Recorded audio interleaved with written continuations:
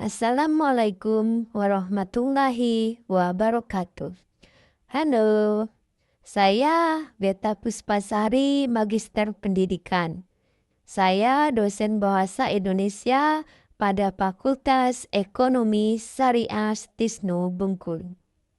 Pada video kali ini, kita akan membahas tentang sejarah perkembangan, fungsi, dan kedudukan bahasa Indonesia pada mata kuliah Bahasa Indonesia. Sebelum jauh kita mengenal tentang bahasa Indonesia terlebih dahulu, ada baiknya kita berkenalan nih sama bahasa Indonesia itu sendiri. Ada istilah mengatakan, tak kenal maka tak sayang maka tak cinta. Maka dari itu, agar kita semakin cinta terhadap bahasa Indonesia, yuk kita perkenalan dan kita ketahui terlebih dahulu bagaimana sejarah perkembangan bahasa Indonesia, serta fungsi dan kedudukannya. Maka dari itu, capaian pembelajaran pada materi ini adalah mahasiswa mampu menjelaskan sejarah, fungsi, dan kedudukan bahasa Indonesia, sehingga output pembelajarannya adalah lesu materi sejarah, fungsi, dan kedudukan bahasa Indonesia dalam bentuk salin dia yang dijelaskan secara langsung oleh mahasiswa dan diunggah pada laman media sosial dengan hashtag sejarah fungsi kedudukan bahasa Indonesia. Nah, untuk mencapai capaian pembelajaran tersebut, maka akan ada 3 submateri yang akan dibahas pada video ini. Yang pertama tentang sejarah perkembangan bahasa Indonesia, fungsi bahasa Indonesia, dan tentang kedudukan bahasa Indonesia. Baiklah, kita masuk kepada materi pertama, yaitu tentang sejarah munculnya nama bahasa Indonesia. Jadi bahasa Indonesia itu berasal dari bahasa Melayu. Lahirnya bahasa Indonesia tidak terlepas dari peristiwa Sumpah Pemuda pada tanggal 28 Oktober 1928. Nah, jika kita lihat pada saat ini, kita sering mendengar yang namanya bulan bahasa. Tentunya jatuh di bulan Oktober. Ada 2 tokoh yang berjasa pada munculnya bahasa Indonesia ini. Yang pertama itu adalah Muhammad Yamin. Muhammad Yamin ini adalah pencetus mengapa bahasa Melayu yang lebih dipilih menjadi bahasa Indonesia. Tetapi pada saat itu Muhammad Yamin menyatakan bahasa tersebut namanya adalah bahasa persatuan. Akan tetapi nama bahasa persatuan tersebut diubah oleh Muhammad Tabrani dengan menjadi nama bahasa Indonesia. Sehingga muncullah nama dari bahasa Indonesia itu tadi. Ada 3 alasan mengapa bahasa Melayu yang diangkat menjadi bahasa Indonesia. Alasan pertama adalah karena bahasa Indonesia itu merupakan lingua franca. Apa itu lingua franca? Lingua franca itu adalah bahasa perhubungan. Jadi bahasa Indonesia dari zaman dahulu sudah digunakan sebagai bahasa perhubungan, baik dalam perhubungan perdagangan ataupun hubungan diplomatik dalam dan luar negeri. Yang kedua, bahasa Indonesia merupakan bahasa yang sederhana. Bahasa Indonesia ini dia tidak memiliki tingkatan bahasa, sehingga dianggap lebih mudah untuk dipelajari dan lebih mudah untuk dipahami. Kemudian yang ketiga, alasan mengapa bahasa Melayu diangkat menjadi bahasa Indonesia itu tidak terlepas dari kerelaan atau keikhlasan dari suku Jawa, Sunda, dan sejenisnya. Mengapa demikian? Ya, karena dahulu bahasa yang terkenal di Indonesia atau yang lebih familiar ada 2 bahasa, yaitu bahasa Melayu dan bahasa Jawa. Kenapa kerelaan suku Jawa menjadi alasan penting diangkatnya bahasa Melayu? Ya karena memang bahasa Jawa itu adalah penggunanya lebih mayoritas di Indonesia, kan lebih dominan, atau orang-orang atau warga bangsa di Indonesia ini lebih banyak yang menggunakan bahasa Jawa dibandingkan bahasa Melayu. Namun bahasa Melayu ini lebih tersebar dibandingkan dengan bahasa Jawa. Selanjutnya, karena bahasa itu bersifat dinamis, yang artinya bahasa itu selalu berubah-ubah sesuai dengan perkembangan zaman dan sesuai dengan kebutuhannya, maka bahasa Indonesia pun mengalami perubahan tersebut. Nah, jika tadi kita sudah membahas tentang bagaimana munculnya nama bahasa Indonesia itu, sekarang kita akan melihat bagaimana sih perkembangannya bahasa Indonesia dari masa ke masa. Yang pertama, adanya ejaan Van Ovissen, yaitu berlaku di tahun 1901. Kemudian beralih menjadi ejaan Republik atau ejaan Suwandi yang berlaku di tahun 1947. Sempat hampir menjadi ejaan Melindo Melayu Indonesia pada akhir 1959. Namun ejaan ini belum sempat diresmikan sehingga tidak kita gunakan. Selanjutnya, ejaan lebih disempurnakan lagi menjadi EYD yang berlaku mulai tahun 1972. Kemudian mengalami revisi lagi di tahun 2015 dengan nama Ejaan Bahasa Indonesia atau yang lebih sering didengar itu dengan nama PUEB.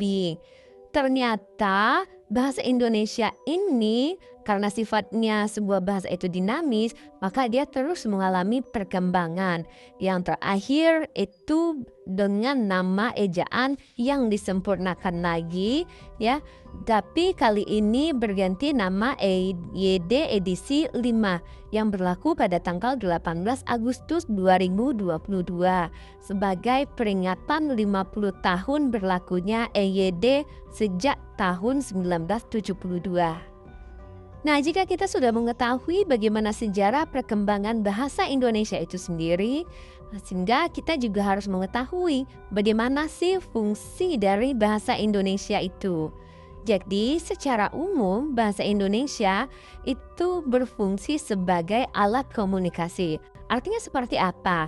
Jika ada 2 orang atau lebih yang berinteraksi dengan menggunakan bahasa Indonesia, maka di antara orang tersebut berjalanlah fungsi bahasa Indonesia sebagai alat komunikasi. Selanjutnya adalah sebagai alat pemersatu bangsa. Contohnya nih, seperti dalam perkuliahan, biasanya di dalam kelas itu kita terdiri atas beberapa mahasiswa yang berasal dari berbagai macam daerah. Nah, ketika di dalam kelas ya, mereka menggunakan bahasa Indonesia, maka di sana bahasa Indonesia berfungsi sebagai alat pemersatu bangsa, yaitu sebagai bahasa bangsa Indonesia.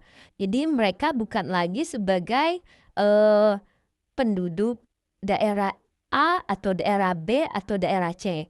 Namun namanya sudah menjadi bangsa Indonesia. Karena apa? Karena mereka berkomunikasi tadi dengan menggunakan bahasa Indonesia.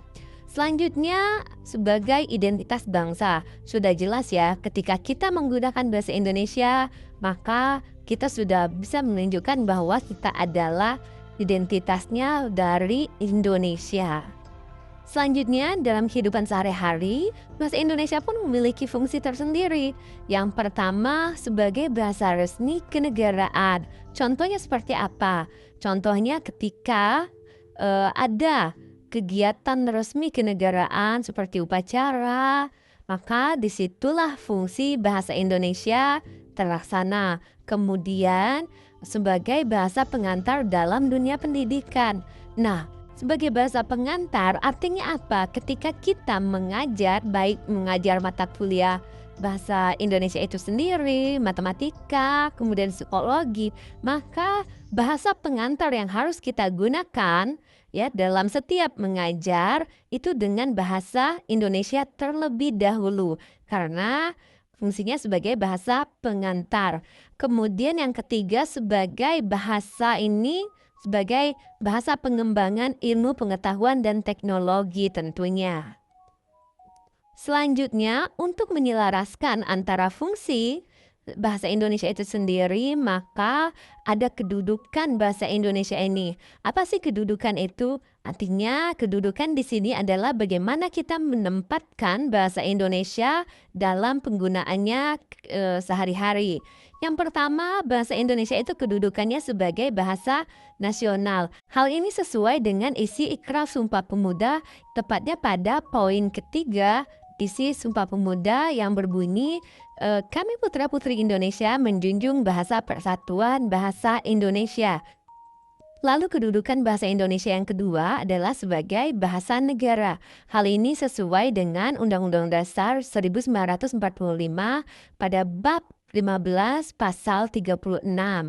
Oke, itulah tadi penjelasan materi tentang sejarah, fungsi, dan kedudukan bahasa Indonesia. Selanjutnya coba perhatikan gambar berikut. Nah, bagaimana tanggapan Anda tentang gambar ini? Kemudian, bagaimana pula tanggapan Anda tentang gambar berikut?